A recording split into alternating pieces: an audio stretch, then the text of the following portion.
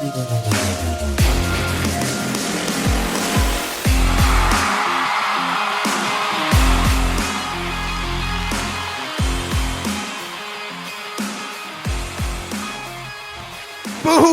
What is going on, Colts Nation? How we doing?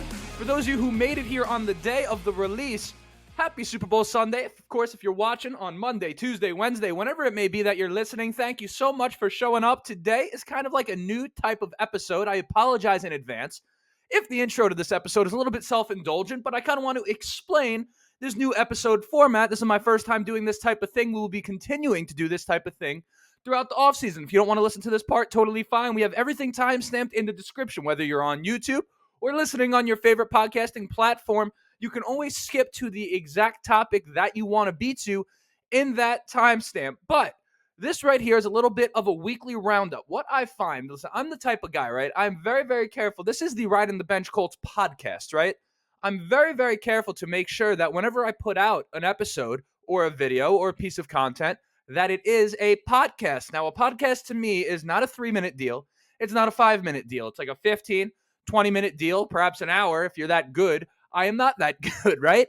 But my point is that there are topics that pop up throughout the course of a given week that I have thoughts on all of the time, but I don't have 15 minutes worth of material on those given topics. So I tend to kind of stay away from them or just not record them, right? Because you have maybe a piece of news that comes out on a Monday and I've got 3 minutes there. And then you've got a piece of news that comes out on a Wednesday, and I've got 5 minutes there. But none of them are really an episode, but they kind of lose relevance over the course of the few days. So I figured the weekly roundup is a great way to just get my thoughts on all of those topics into one episode, because I'm sure some of you are a bit curious to hear my thoughts on some of these things that I don't share my thoughts on.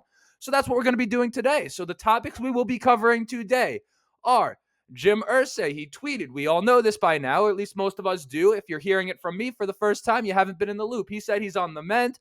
Grateful for the support. Going to give my thoughts on that. I've stayed away from the Jim Irsay topic entirely for a number of different reasons, but today we'll be touching on it ever so slightly. T.Y. Hilton, a topic many of you are probably tired of, was on Zaire Franklin, E.J. Speed, The Trenches, a tremendous, tremendous podcast if you've yet to listen. But he gave a little thoughts on how Indianapolis booed Andrew Luck out of the stadium into retirement, said perhaps he would have had, or we would have had, an Andrew Luck sighting if that had not happened. We'll touch on that a little bit. Dwight Freeney into the Hall of Fame. Congratulations to him. We'll be touching on that. Reggie Wayne, not quite yet. That's all right. We'll be touching on that too. Josh Allen was on Pat McAfee, asked about Anthony Richardson, or rather he at least brought up Anthony Richardson. Want to talk about his comments a little bit. Pro Football Focus ranked the Colts as the 4th best team in all of the NFL in terms of being set up to succeed in the future. We will be talking about that. And then finally, at the end of it, a Super Bowl prediction. And then we'll wrap it up and we'll be on our merry way, right? But before we get into it, you know what it is. Got to introduce myself. My name is Justin. This right here is the Riding the Bench Colts podcast. As always, I ask anyone that's enjoying it and listening on YouTube, go ahead, shoot it a like. It's going to help me get out to as many Colts fans as humanly possible. If you're listening on the audio version, go ahead, shoot a 5-star review. Let the people know how much you enjoy the content that I am putting out for you. If you're not enjoying it, please don't leave the review. It's not going to help me worth a lick, right? If you want to subscribe, or perhaps you keep coming back and you've yet to subscribe, we're trying to get to 3,000 by next season. So we got quite a bit of work to do. We're barely broken over 2,000. If today's the day, subscribe, great. But if not, I just hope you enjoy the show. The housekeeping is done. I told you the topics. We're going to go in the order that I listed them, and I want to start with Jim Irsay. And my goodness, what good news it is to hear that Jim Irsay is doing all right. This is kind of one of those things I stayed away from. One, this is a man's health on the line, right? And I personally, not that I don't think there's anything wrong with talking about it, but I just didn't want to take attention away from the team by talking about Jim Irsay. I know it was popular news, but I'm not always about talking about the popular news over here. I'm in the business of talking about the Colts. I say in the business. I'm not in any business at all. No one pays me to do this, right? I just do it for really for the fun of it, the entertainment, and in hopes in one day I could turn this into my living. But yeah, man, Jim Irsay, good on him. It's not the same. It would not be the same being a Colts fan if Jim Irsay was not in charge of the show. And this question I'm about to ask is perhaps a little bit insensitive, but I can't. And part of the reason I didn't talk about the topic is because this was the only question in my mind, and I knew it would be insensitive. While we hadn't heard from him, people would be like, oh, like this isn't the time to talk about this, whatever, right? Okay, fair enough. How would decision making work for the Indianapolis Colts if Jim had or has been or will be, what I don't know how the fuck to word it, if Jim Irsay was like not around to kind of give the green light on some of these decisions throughout the course of the offseason, how would it work? Would Chris Ballard just get full reign? Would it have to go through like a member of his family? What would the decision-making process look like? How would it be different without Jim Irsay there? And let's say they went through a whole offseason without Jim Irsay's guidance, and then he comes back and didn't like the decisions. I mean, you just kind of wonder sometimes how that type of thing would work. Of course, that is secondary to the man's health. Let's see if Jim Irsay continues to heal from whatever it is that he may be dealing with. I'm not going to speculate on what that is, but prayers up to the big man. The Colts are not the Colts without Jim Irsay, and it is what it is. T.Y. Hilton, onto that topic. So he was on the trenches, and he essentially expressed his displeasure for the boos that Indianapolis gave to Andrew Luck. And he said, right, that if the fans had not booed, which hurt Andrew Luck very much, as it should have, by the way, with all he sacrificed for us. I understand being upset. They were reacting on a dime. This I understand. The emotions get the best of you in these moments. In hindsight, I think everyone knows that wasn't the best way to react, and that wasn't the right way to react. But he said without those boos, it's possible we could have gotten an Andrew Luck sighting. Perhaps he was a little bit conflicted on whether or not he should stay retired. And listen, I'm not going to sit here and revisit the idea of what the Colts would be with Andrew Luck. But T.Y. said if there was a year, right? He said Andrew Luck left 1 year too early. If there was a year the Colts were going to win the Super Bowl with that group, that was the season. The bigger takeaway from me, which is separate from Andrew Luck, is this. Do not forget that team that we thought was a Super Bowl contender, right? For all you people who want to bash Chris Ballard, that team was in Chris Ballard's image. That was a Chris Ballard team, okay? The context is very important. I always make excuses for Chris Ballard when people talk about his record, this, that, and the next. Here's how I view this type of thing when we're talking about the team, okay?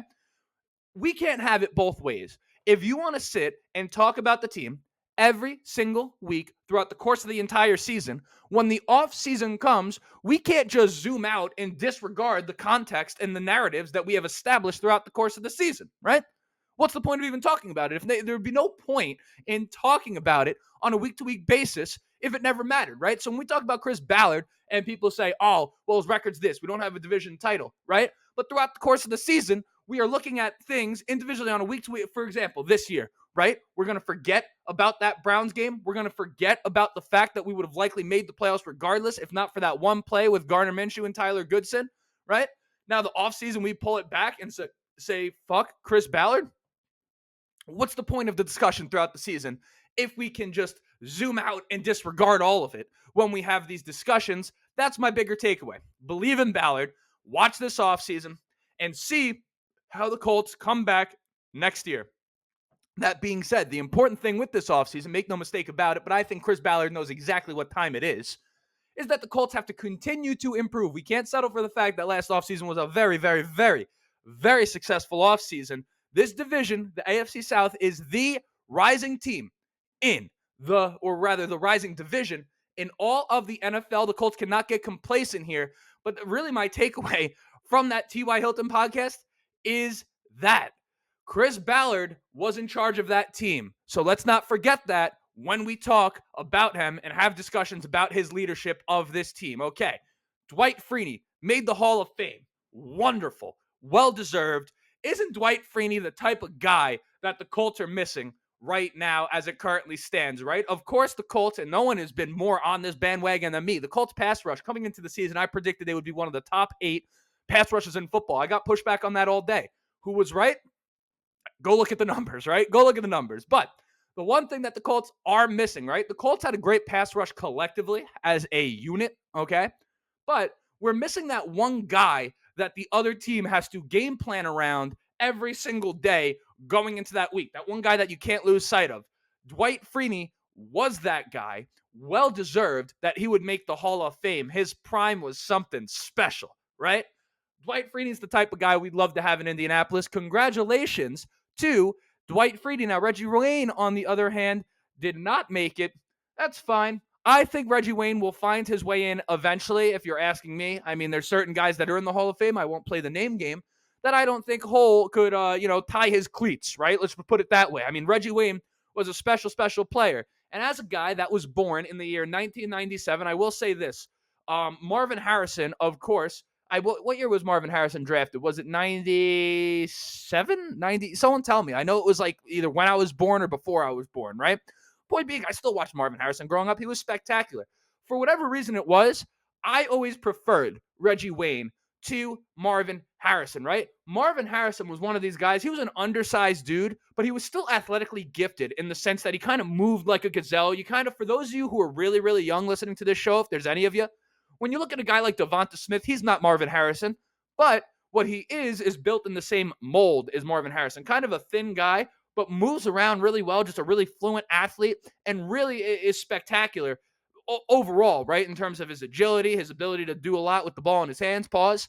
But that's what Marvin Harrison brought to the table. Reggie Wayne, on the other hand, was not really top of the line in anything athletically. Of course, being in the NFL, it's funny, we actually just spoke about this topic when we were talking about Kylan Granson earlier in the week. If you missed that episode, feel free to watch it after this one. But I like a Reggie Wayne type of player, right? Of course, he's an athlete because he's in the NFL, but when you look at it in the scope of the NFL, he wasn't like a special athlete, right? His physical gifts were not going to propel him to the heights that he got to. It was his work ethic, right? It was the fact that he was so dedicated to the craft, and Reggie Wayne knew for him to get to the level that he wanted to get to in this league, he would have had to have gotten the absolute most out of the abilities that he was given by God. Reggie Wayne did exactly that. He was a guy that got the absolute most. He got a lot out of a little, if you will, and a real lot, a Hall of Fame career. Reggie will find his way in. 100%. I'm 100% sure Reggie will eventually get himself in to the Hall of Fame a decade straight without a single missed game. I mean, you want to talk about a savage, a dog.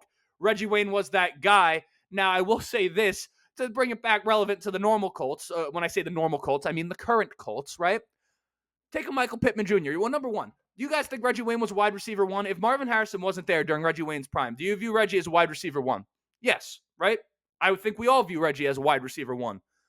Do you think that with Peyton Manning at quarterback, Michael Pittman Jr. would have been able to produce like that? The answer is yes. He would have been able to produce like that. Michael Pittman Jr., if not for Marvin Harrison and Reggie Wayne, is one of the best Colts receivers we've seen in the 2000s. Show him the respect he deserves. I just wanted to sneak that in there because I love me some Michael Pittman Jr. Hopefully the Colts do too. Let's pay the man. Let's get him back. Okay.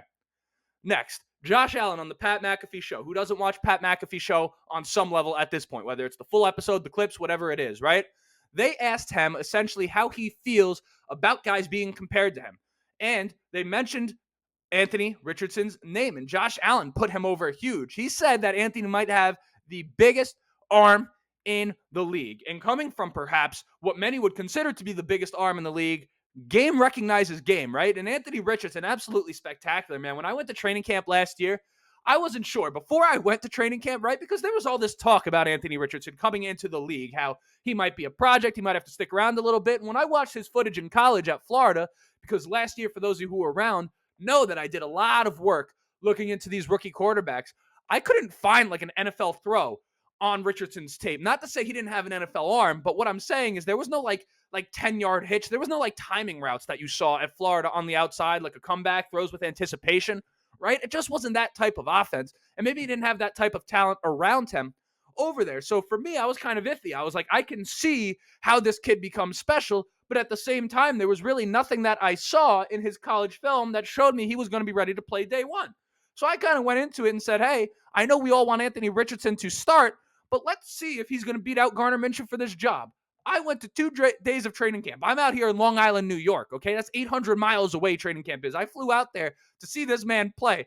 Oh, goodness gracious. It was very clear, very, very quick with the way, I mean, he was at midfield, right? You're just behind midfield, right behind the 50-yard line.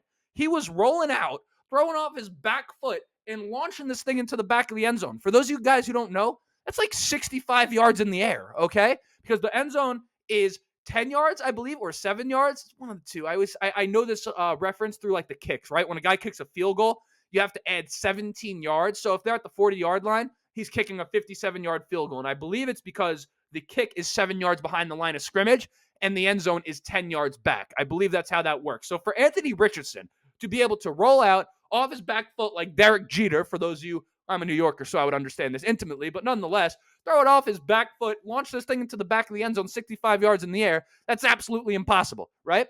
But that is the shoulder that's been surgically repaired, but his upside is tremendous. It's absolutely tremendous, and it's nice to see that a guy like Josh Allen recognizes it.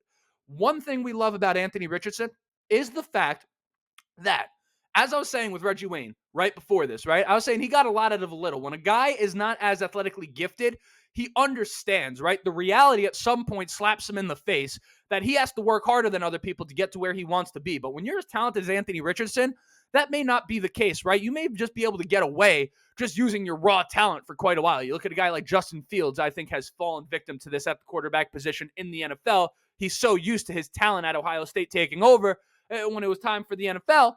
He just doesn't seem like he was there and ready for it. Anthony Richardson, on the other hand, works his ass off as if he was a six, like he was Tom Brady, right? With that horrible draft day picture.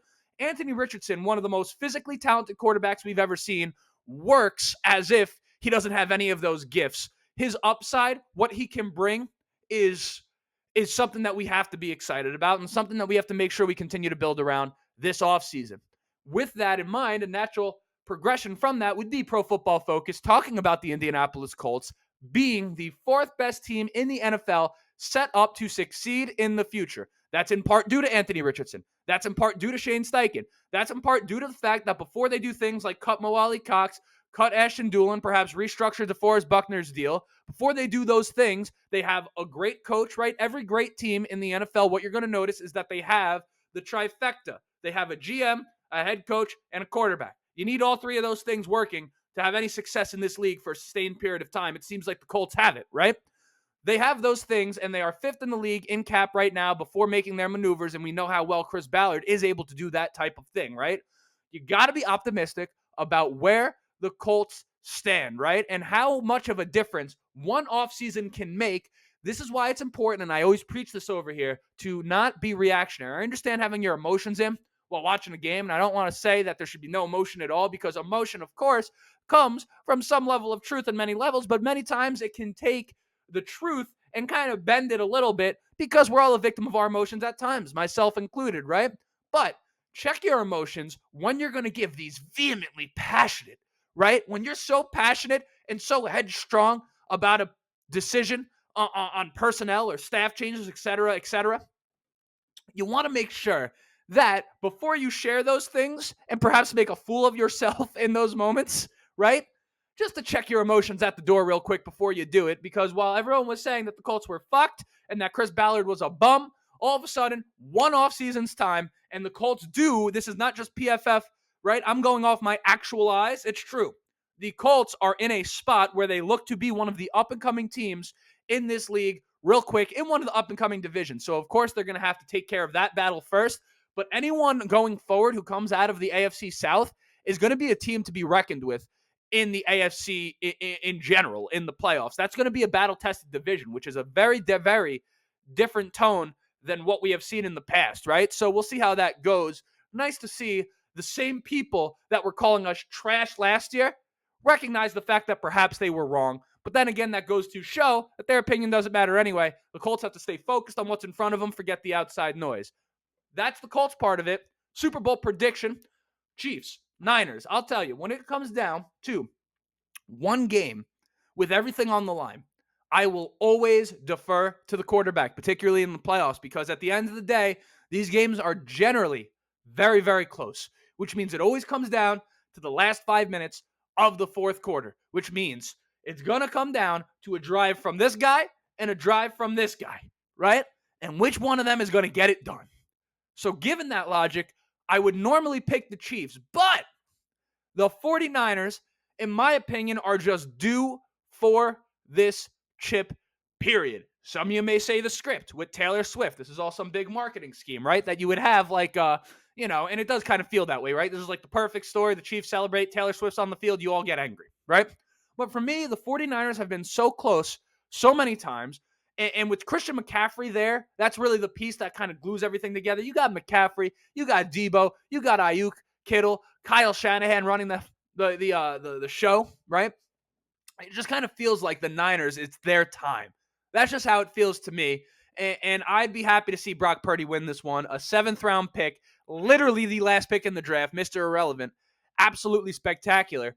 Yeah, I mean, there's nothing better than that. I'm going with the Niners, and I'm going with the Niners by the tune of 31-23. Let's see how that goes. Without further ado, that right there was the Indianapolis Colts weekly roundup. I'm not sure how good that was. Perhaps you enjoyed it. Perhaps you didn't. Did I say anything insightful? Who the hell knows? But this will be the weekly Sunday occurrence moving throughout the offseason. And without further ado, that's it. My name is Justin. This right here was the Riding the Bench Colts podcast. Like, subscribe if you have not done it yet. But most importantly, go Colts.